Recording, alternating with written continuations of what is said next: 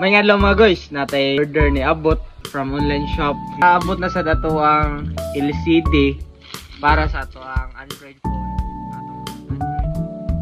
Nabilin sa gawas, naulanan.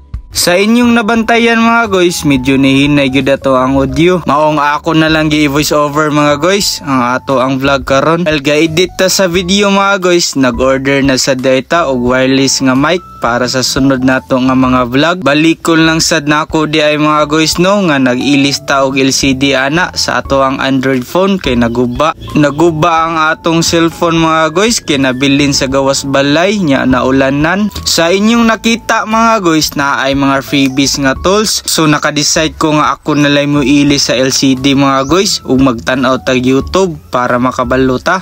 Kana nga part mga guys atuan ang i-disconnect ang back cover sa cellphone.